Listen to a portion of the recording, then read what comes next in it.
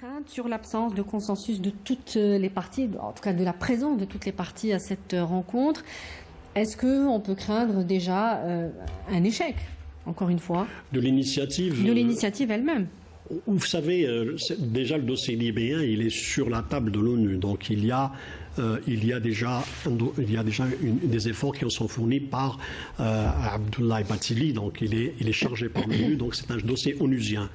Mais la question libyenne, elle est certes proprement africaine, mais en même temps, il y a une communauté internationale, il y a l'ONU qui s'y implique. En plus, il ne faut pas oublier que sur le terrain... Sans de grands résultats, on peut le dire. Bien sûr, non, mais il y a un calendrier qui a été... Ce serait bien que l'Union africaine se réapproprie un petit peu... Elle ne peut pas, elle ne se réapproprie pas, mais elle accompagne. Elle apporte sa contribution. Donc, parce que le dossier, il est déjà... On a un délai sur les élections jusqu'à la fin 2023. Oui. Aujourd'hui, il y a une démarche qui est faite au niveau libyen entre al-Meshri et Hagila Salah s'agissant de la Constitution. Parce que c'est ça la base. Sans constitution, il ne peut pas y avoir de loi électorale, encore moins rassembler les institutions. Aujourd'hui, cette question-là reste en suspens. On voit un petit peu les divergences, surtout les ingérences étrangères qui posent problème en Libye. On a des forces libyennes, politiques et militaires qui sont adossées à des puissances. D'un côté, on a le gouvernement de Dbeiba qui a ses soutiens et ses militaires locaux et extérieurs. Aqila Salah et général Haftar, le maréchal Haftar, lui aussi, il a ses appuis. Bachara qui gouverne seul, certes, il faut croire qu'il a son propre cabinet, il a le Parlement avec lui. Aujourd'hui, il y a eu l'accord du Caire, c'est-à-dire la conférence. Sans revenir sur toute la crise, l'Afrique, ce serait long, évidemment. Oui, bien sûr, ça serait long. De revenir sur l'ensemble de la. Si on veut impliquer l'Afrique, il y a ces données-là dont elle tient compte, et Sassou Nguesso peut éventuellement, il a au moins le mérite d'être sincère dans sa démarche. Il a toujours démontré qu'il veut vraiment une solution et qui va... Non mais concrètement, il a déjà approché le conseil présidentiel libyen. Avant d'approcher le conseil libyen, il n'oubliait pas qu'il avait déjà discuté avec l'Algérie sur cette question. C'est-à-dire que les autorités algériennes avaient récemment approuvé et apporté leur soutien à sa démarche en matière de rassemblement des Libyens. Oui. Donc on est dans cette optique-là. Pourquoi l'Algérie est soucieuse que sa démarche aboutisse? Parce qu'elle a un grand problème frontalier. Donc il y a un problème sécuritaire qui se pose à l'Algérie. Donc accompagner cette démarche quand on voit que il y a des tergiversations, que la solution onusienne n'aboutit pas, on risque d'aller vers un nouveau report après 2023. Justement, cette rencontre Kamal Mensari, c'est justement pour accélérer un petit peu le processus d'organisation des élections. Est-ce que vous pouvez nous répondre juste sur cette question? Est-ce que vous pensez qu'elle pourrait justement initier ou relancer un petit peu la solution en Libye? Tout dépendra des Libyens. Ce n'est pas l'Afrique qui va... On n'impose rien aux Libyens. On leur donne les mécanismes. Oui, il s'agit de proposer. Si les Libyens ont la volonté d'aller loin, c'est-à-dire aujourd'hui, qu'est-ce qu'on remarque sur le terrain? Qu'il y a certainement certaines mesures qui sont prises, des initiatives, notamment pour la Constitution. Parce que c'est quoi le problème en Libye? On a des élections, mais avant les élections, il faudrait qu'il y ait des textes fondamentaux. D'abord la Constitution, le rassemblement des institutions et le rassemblement de l'armée. Ces trois paramètres, conditions ne sont pas encore réglés. C'est le même problème qui se pose pour l'accord d'Alger en Mali. Donc il y a beaucoup de conditions qui devaient être concrétisées, n'ont pas été concrétisées, notamment le désarmement des milices, des groupes armés en Mali. Donc c'est le même cas presque en Libye, avec une différence que la Libye, ce sont les Libyens qui ont deux institutions différentes, deux parlements différents, c'est un cas particulier, effectivement. Alors, toujours sur les questions sécuritaires présentes aux travaux de ce sommet, le SG de l'ONU a appelé à la création d'une mission d'imposition de la paix dirigée par l'Afrique et soutenue par les Nations Unies avec des financements garantis. Ce sur quoi le président de la Commission africaine répond: le débat dure depuis au moins 10 ans avec le Conseil de sécurité des Nations Unies, sans résultat. Avec les efforts de nos États, dit-il, nous avons déjà un peu plus de 300 millions de dollars. Mais le maintien de la paix, pour le maintien de la paix, c'est une somme dérisoire. Cela coûte excessivement cher. Donc il y a cet échange aujourd'hui, ces choses qui sont dites clairement. que les Nations Unies n'accompagnent pas assez, en tout cas sur le plan financier, ces missions de la paix pour en finir avec l'ONU n'est pas un financier, donc l'ONU fait appel toujours aux donateurs. Aux donateurs, évidemment, aux bailleurs de fonds. C'est pas une banque, en plus de ça, comparer les 300 millions à 1 milliard d'Algérie, donc on voit un petit peu la sincérité ou le sérieux apporté par les uns et les autres. Ouais. Donc ce qui concerne l'appel du TRS, c'est vrai qu'il a raison de t'appeler à la paix, ça reste toujours une position politique, mais la paix en Afrique n'est pas tributaire et n'est pas l'apanage des Africains seuls. Si en même temps, les puissants au sein du Conseil de sécurité ne font pas barrage, on n'utilise pas l'Afrique comme un terrain de divergence entre puissances. On voit un petit peu les divergences et les luttes souterraines ou directes entre la Russie, les États-Unis d'un côté, entre les États-Unis et la Chine de l'autre, les États-Unis et la France d'un côté, les Russes de l'autre et les Chinois. Donc il y a une véritable bataille qui se mène sur le dos des Africains, notamment dans le pays du Sahel. Donc on ne peut pas demander de l'ONU d'apporter la paix alors que ceux qui sont censés la paix, les 5, sont en train de la contrarier cette ambition. Donc c'est pour cela que l'Afrique, elle n'a que les moyens politiques et certaines décisions, comme être contre les coups d'État. Maintenant, on est dans la tolérance zéro. On a rappelé que personne ne peut prendre le pouvoir par la force. L'Afrique le réaffirme et lui le réaffirme et le démontre encore une fois. Mais ceci dit, c'est qu'il y a certaines conséquences de ces coups d'État qui sont à l'origine provoquées par la présence des puissances étrangères en Afrique et d'ingérence aussi. La question des Grands Lacs n'est toujours pas réglée, la question du Congo aussi, le Sahel, le Burkina Faso.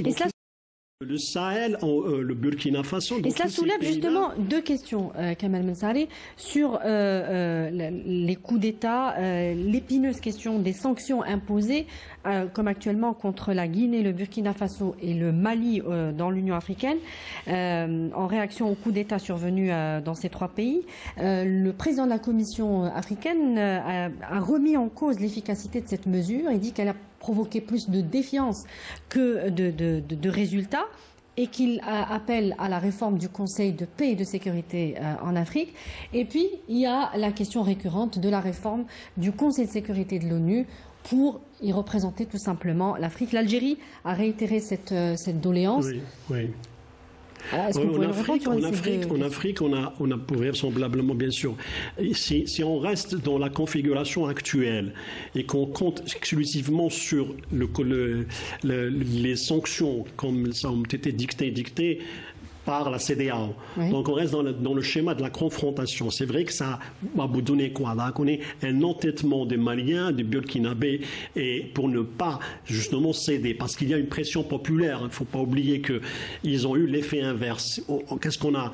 On en a gagné, on a encore appauvri les Maliens et les Burkinabés. Oui. Ça s'est répercuté sur les populations. Donc ça a augmenté le ressenti anti-étranger, anti-CEDEAO. Donc on a créé une sorte de friction interafricaine. Donc qu'est-ce qu'il faut faire à ce moment-là? C'est-à-dire que pour le moment, c'est vrai que les négociations, comme le Mali, il y a une solution. L'accord de paix peut toujours aider. Et le fait que le pouvoir au Mali a annoncé la transition qui se terminera en 2024, en mars 2024, donc on est dans une certaine logique en moins vers le règlement. Mais en même temps, il ne faudrait pas qu'il y ait des mesures qui exacerbent et qui rendent difficile la mission du Conseil de la paix et de sécurité, parce que, quoi qu'il en soit, il reste une structure, disons, de conseil et n'a pas le pouvoir d'imposer quoi que ce soit. Donc, ceux qui imposent quoi que ce soit, si l'Afrique était maître de son destin, décider elle-même, mais on voit qu'en même temps, il y a des sanctions qui proviennent de l'ONU, qui proviennent des puissances, et qui rendent difficile, qui exacerbent la tension davantage, notamment dans les pays ciblés. Parce que pourquoi on est en train de faire en sorte à ce que le Mali est ciblé de la sorte avec les trois pays du Sahel? C'est parce qu'on pense que la Russie est derrière ça, qu'il y a un ressentiment anti-français. On ne pense pas aux réalités économiques, sociales et politiques, mais on pense à des ingérences. Donc chacun joue le jeu des intérêts, mais sans pour autant compenser. Et la CEDEAO, elle a été piégée dans cette histoire. C'est-à-dire que la Côte d'Ivoire qui présidait cette instance, ce rassemblement, elle s'est précipitée probablement en imposant des sanctions sans pour autant voir comment négocier. C'est-à-dire, on ferme les portes de la discussion et donc ça a été contre-productif. Et on complique la mission de commission de la paix, on complique la mission des autres pays au sein de l'Union africaine qui n'ont pas voté. Ils ont voté l'exclusion parce que ça fait partie de la charte. Oui. Aucun pays membre ne peut être issu d'un coup d'État. Donc ça, c'est un principe. Contrairement à la position de la CEDEAO qui est allée très loin. Donc, exclusion du pays, il y a des mesures contre des personnes, contre les personnalités politiques. Donc, on est dans la confrontation. Un mot rapidement, Kamel Mensali, sur la réforme du Conseil de sécurité de l'ONU pour passer aux deux dernières questions qui nous restent. Bien évidemment, c'est une revendication. C'est une vieille revendication qui revient chaque année. Donc, quelle chance elle a, cette revendication de passer? Est-ce qu'on va continuer à la réitérer tout simplement? On a 54 pays africains. Donc, je ne vais pas leur donner la solution, ça ne vient pas de moi, ni de vous. C'est-à-dire qu'il y a une force, il y a un rassemblement qui doit faire en sorte à ce qu'il apporte sa voix unifiée. Donc on ne doit pas, par exemple, être dans l'Assemblée générale en train de voter d'une manière éparse sur des questions cruciales et en même temps on espère avoir une voix. Donc imaginez la question du Sahara occidental, elle fait divergence au sein de l'Union africaine et on espère avoir la même voix au sein du Conseil de sécurité. Et cette voix au sein du Conseil de sécurité, elle va être... Comment va-t-elle travailler à l'avenir si on a ces divergences? Si d'un côté il y a des pays qui signent une normalisation avec Israël, quel est le pays qui sera le mieux adéquat? Globalement, le contexte aujourd'hui géopolitique mondial, est-ce qu'il permet aujourd'hui cette réforme du Conseil de sécurité? Sa réforme est nécessaire, bien évidemment. Est-ce qu'il le permet? Bien sûr. Vu justement ces batailles acharnées, notamment dans le continent africain. Absolument. Il faut continuer. Ce que demande tout le monde, c'est qu'il y ait une poursuite de la pression de l'Afrique contre les 5. C'est ça. Donc c'est ça en fait. La solution, elle viendrait de levier de pression contre les États permanents. L'Afrique qui commande, l'Amérique latine, l'Asie, il y a d'autres pays qui le réclament. Il faudrait qu'il y ait... On parle de la revendication africaine. Oui, mais c'est-à-dire quand il y a une revendication globale, elle aboutira à faire changer les choses au sein de l'ONU. Très bien. Expulsion d'une délégation israélienne introduite sans invitation aux travaux de ce sommet de l'Union africaine. C'est Moussa Faki, le président de la commission de l'UA, qui avait lui-même accordé, sans l'accord des membres de l'organisation, le statut d'observateur à l'entité sioniste. Il explique aujourd'hui qu'il n'a pas été invité officiellement et qu'un comité ad hoc de 7 chefs d'État africains, dont le président Abdelmadjid Tebboune, va rendre son verdict définitif sur ce dossier lorsque ce comité se réunira. Et c'est un comité d'ailleurs qui ne s'est pas réuni. La question est remise au calendrier grec. 2024. Oui. Mais vous savez, cet incident-là est extraordinaire. On voit comment Israël entre par effraction partout. Donc elle n'a pas été invitée, malheureusement. C'est le modus operandi des Israéliens. Donc entrer par effraction des institutions, entrer par effraction du territoire palestinien, entrer par effraction au Maroc, entrer par effraction dans l'Afrique, y compris. Donc on voit, c'est le modus operandi israélien. Maintenant. Par effraction au Maroc, pas sûr. C'est-à-dire, quand on dit par effraction, c'est-à-dire qu'on a été invité quand même. Non. Il y a ce qu'on appelle des pressions qui sont faites. Le Maroc est dans un état vraiment faible, mais c'est par effraction par rapport à la population. Il y a un rejet populaire. Donc on est en train d'imposer comme si on faisait entrer un corps qui est rejeté par tout le monde. Donc ce n'est pas, si on doit faire un référendum au Maroc, on saura qu'il est entré par effraction à travers le Marzen. Mais c'est pas ça. Il nous reste une minute quand même. C'est-à-dire qu'aujourd'hui, la question, si Moussa Faki avait proposé le statut d'observateur à Israël, la décision n'a jamais été prise. Aujourd'hui, il le dit aujourd'hui. Elle est suspendue. Elle a dit on n'a pas invité la représentante israélienne, il n'y a pas eu de discussion sur le statut, c'est reporté en 2024. Il y a un comité ad hoc qui se réunit pour justement examiner la proposition, l'accès en tant qu'observateur.